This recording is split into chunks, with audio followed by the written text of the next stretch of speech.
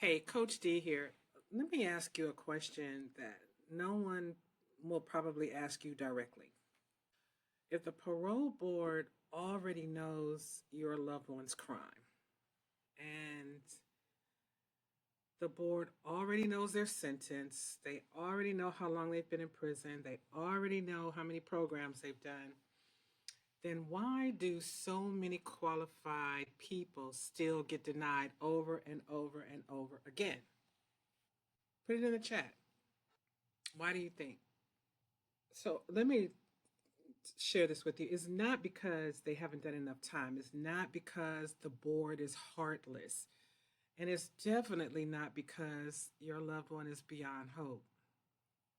It's because the board is looking for something very specific. And it's almost in plain sight, but no one explains it to you clearly. So today I'm going to break down exactly what the parole board is looking for, why families unintentionally work against release, and how you can finally stop guessing and start preparing the right way. So if you're watching this, chances are your loved one's already been denied parole and you've done everything you know how to do. You've done everything you thought you were supposed to do. And yet nothing changes. You've written letters, you've asked other people to write letters, you've shown up to hearings, you've traveled miles to attend full board hearings, you've prayed, you've encouraged programs, and still the decision feels confusing, vague, and even unfair. And here's the truth most families never hear. Parole board is not about effort. It's about readiness. Now, readiness does take effort, but the parole itself is not about effort alone. And readiness is not emotional. It's not symbolic. It's not based on good intentions. It's based on evidence, just like the case. Based on evidence. And the parole board is trained to look for patterns, not promises.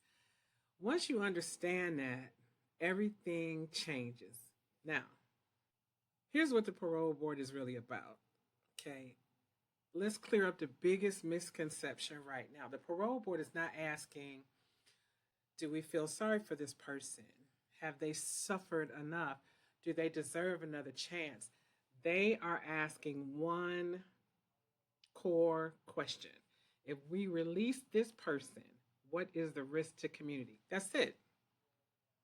Everything else, programs, letters, remorse, time served, it only matters if it helps answer that question. I believe you got clarity just with that. And families often lose ground because they prepare emotionally while the board evaluates structurally. So let's talk about what that structure actually is. So today we're just going to talk about what the parole board really looks for that no one tells you. The board looks for a plan, not potential. So here's the first thing no one tells the families. Parole board is not impressed by potential. They are persuaded by plans.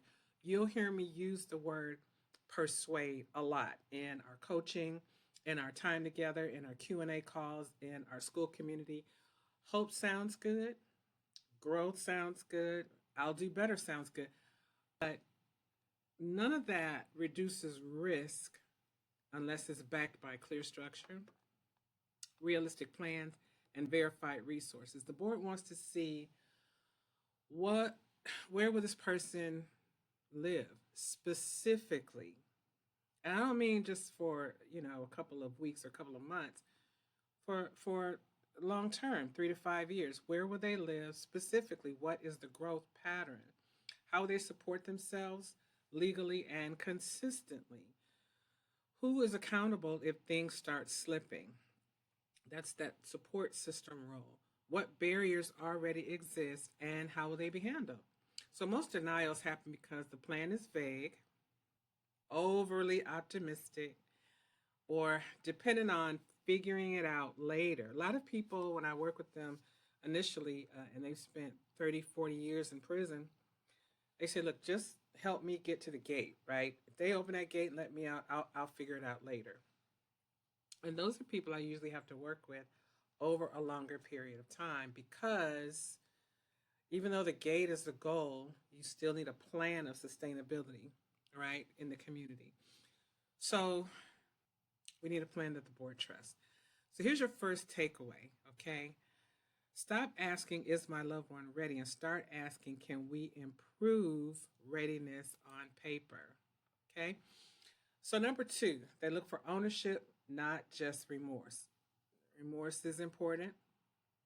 This part is hard, but it is critical. And that's why we try to give time, right, an opportunity for an individual to create a new narrative. And that does take weeks and sometimes months to create. But the board can tell the difference between someone who feels bad and someone who takes ownership. So remorse is emotional. Ownership is behavioral. So ownership sounds like this. Here's what I did. Here's what I did. Here's who it affected. Here's what I've changed. Here's how I prevent this from happening again. Now, if you're listening to this video, it's great. You can take notes along the way, but I'm going to provide a copy of this to you so that you can review it and take your time reviewing it. But right now, if you just want to listen, that's cool. Families sometimes hurt their loved one by minimizing the offense, blaming the system, or framing the person only as a victim. So this may feel supportive, but to a parole board, it raises concern because accountability signals self-regulation. And self-regulation is one of the strongest predictors of successful release and reintegration. So the takeaway here is, support responsibility, not excuses. Help your loved one show growth, not defensiveness. Number three, they measure consistency over time. So here's another truth. The board doesn't care about your best moments. I can't say that they don't care about it, but it's not the strongest measure, okay? They care about patterns. They care about patterns. Not only do they care about the patterns of the person in the prison, they care about your patterns too as a support person.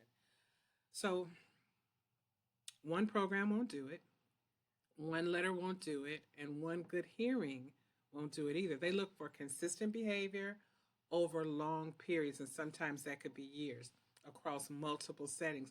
Sometimes that means from prison to prison, because sometimes, inmates move around from prison to prison, and sometimes they move around from prison to prison for programming, right? They take accountability and ownership, and they want different programming, but it might not be at the prison they're at. It might be at another one, and they put in a transfer request for that, right?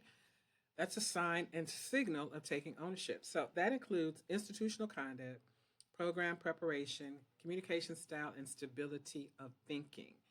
Okay, so now you can see that this could be challenging for your loved one. So I just want you to be aware, okay? Just bring about awareness. Families often rush preparation right before the hearing, but parole readiness is built months and sometimes years in advance. So the takeaway here is readiness isn't crammed, it's cultivated. So number four, they evaluate not just the person, okay? Now this part is often overlooked. So the parole board is not only evaluating your loved one, like I said before, they're evaluating you. So they want to know, is this support system informed? Is it realistic? Is it stable? Does it understand boundaries and accountabilities? A strong support system doesn't say, we'll handle everything, don't worry about it. Or, we'll protect them from the stress. We just want them home. Those are good things to say, but that's not the only thing you need to say. A strong support system says, we understand the conditions. A lot of people don't understand the conditions of release, right? A lot of people don't even understand the conditions that your loved one lives in prison. There's a lot to learn.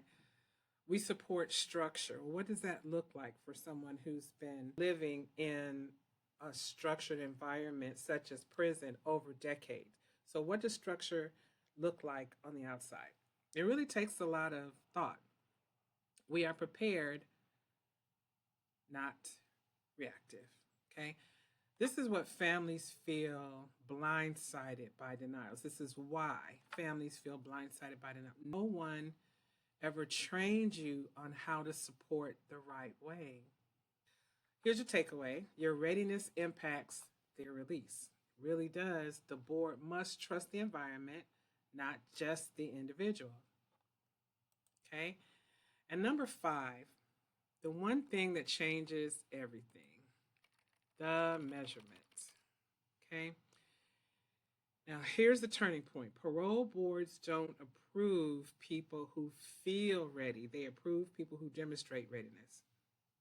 Most people I work for feel ready, but they don't quite know how to demonstrate it. So that's where the work comes in. That's where reentry coaching comes in.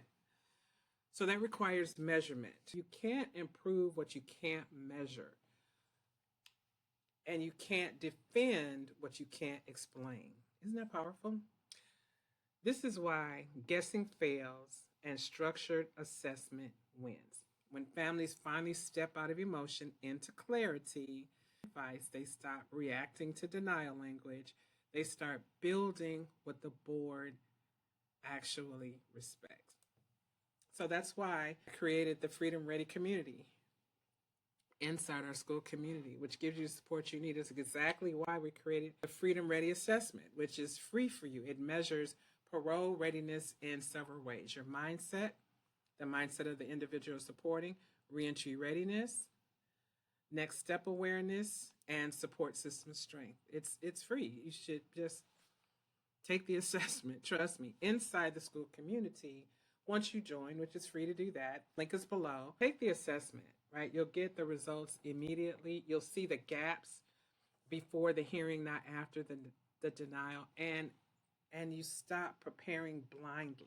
When you know exactly where you are, it makes the difference. It's the difference that makes the difference for you and your loved ones. So the link is below. Please subscribe to the channel so that you'll get notified every time I upload a new video. And join the community where you are around people who actually get it. Okay? So you're not in this alone. And I look forward to working with you. All right? Take care. Until the next video.